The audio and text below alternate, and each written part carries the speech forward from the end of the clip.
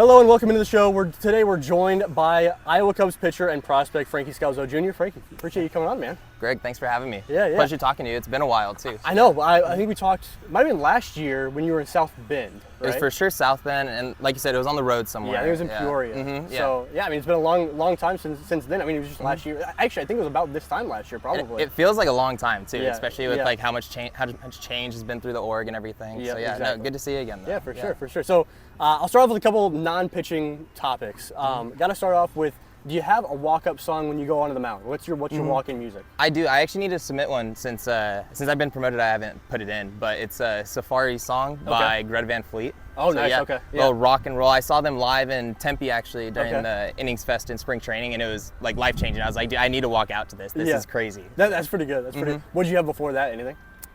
Before that, I don't even remember How do you necessarily. choose? Do you just like you come across one and you're like, you know what, that sounds like a walk-up song. Yeah, or honestly, like my girlfriend would hear something, and she's like, dude, I think this would be cool. I want to incorporate the fan experience a little bit more, see what like gets them going. I believe it was The Chain by Fleetwood Mac was one of them. Yeah, that one was good. That's a good one. Okay, I feel you. That seems like up your alley too. What's now that you're here in Iowa, now that you've been here for a little bit, what's the go-to spots around? Because I know that you like to check out some like coffee shops and stuff like that, right? Yeah. I like a lot of the coffee shops in the morning and being able to like cook breakfast, walk around, and the farmers market's really nice for that. So yeah, we heard that was really nice. Yes, the Saturday mornings, and it's massive. I didn't realize how big it would be, and just the produce that's there is super nice and fresh. Like I'm trying some Iowa corn soon, so hopefully that'll be good.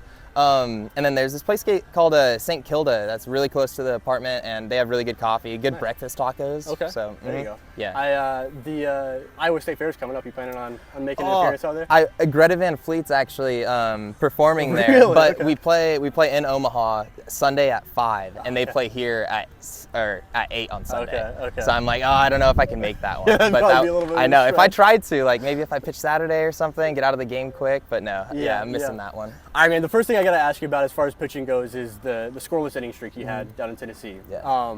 Did you realize how long you had that going on? Like, did you when you came off the field each time after these scoreless outings, were you like, oh, like this is just still going on? Like, it's still happening. Yeah, like I mean, it was cool. It was nice being put in situations too that it was like, hey, you can't give up a run here, and to be able to do that in those situations too was cool. It wasn't just going out there and going through the motions, and it didn't really hit me until I was around like the 20 inning mark, and I'm like, it's been a while. Like and I've had some crazy plays that helped me, like the one against Birmingham where it was like a double play with a bunch of relays and pickles to end it.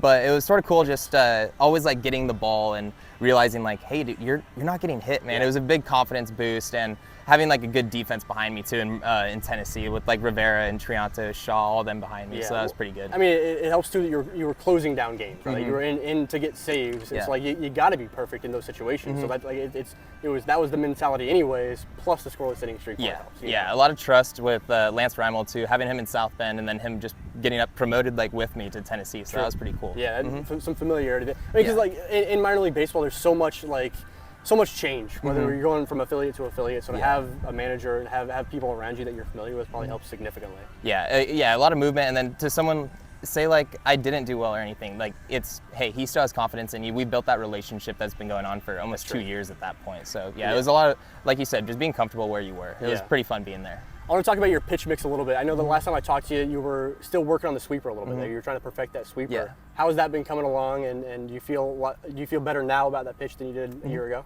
I think for sure when it comes to landing in the zone and everything, and just picking up a baseball and being able to like, this is my grip. Like this is where I want it. It feels comfortable in the hand. And I think just being able to throw it in the zone has given me more like comfortability with it. Just, hey, I've thrown this slider 1,000 times. Like why not do it again? And now we've actually felt more comfortable like not messing with that one and adding another little shorter slider to play off of it. So I think just like you said, like adding stuff and being able to grow with I haven't been able to like work with TC or Andrew Betcher for like a lengthy amount of time.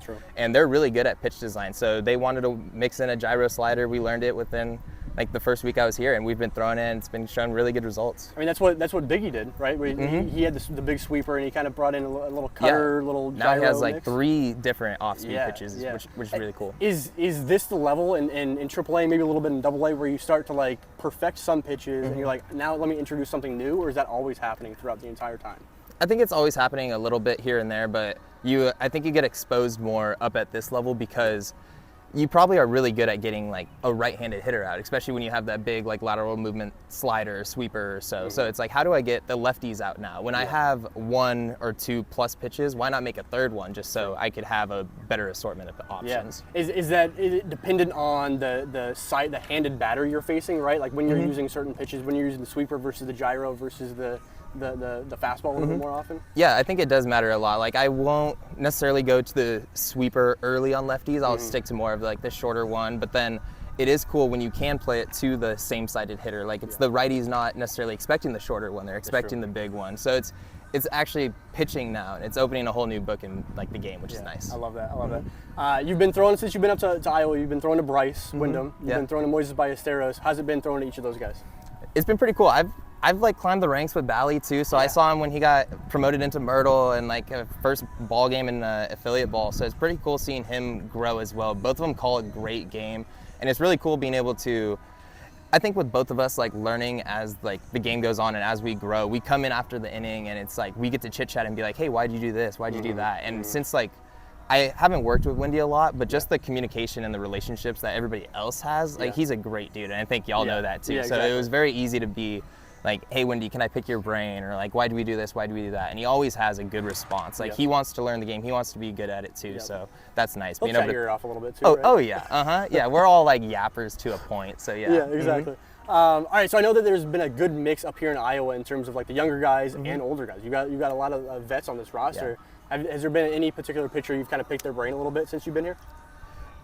Yeah, I mean, I talked to Hunter Biggie a lot. I know it's not like too much like an age difference or anything, but he's someone that like he's shown a lot of success recently. And then Julian Merriweather came down and he did a rehab stint, and it was sort of when I was learning a shorter like downward slider, and he has a very good curveball. So I picked a lot of cues off of him and was able to talk about that. We have Keegan and Ozale here now too, so I haven't got to talk to them, but I mean they've had an awesome time in the big, so like why not like pick their brain? Exactly. No, that's great. I always like to finish these off with, whenever I'm talking with a player that needs more love in this system, whether it's on this team, a teammate of yours now, a teammate of yours in the past. Who am I, like when I'm going and hosting the podcast and I'm starting to talk about a player, who should I talk about more that deserves some more love? Oh man, okay. At any level too? Besides all your teammates, I guess. Yeah. Oh man, that one's really tough. Oh. I want to pick a pitcher just because like you gotta stick bias, right? Bit, Yes. Oh man. I miss Tyler Santana, dude. I miss him. I've been with him since we got into the org, and I hope he's doing well, man. So, for sure. No, that's good. That's good. I mean, that's all I've got for you. Awesome. I appreciate you. Thanks so much for Greg. For chatting. It. Yeah. And if you guys want to subscribe to the Northside Bound YouTube channel, check that out. Also, Cubs on Deck. Thank you guys so much for tuning in, and we'll talk to you guys soon.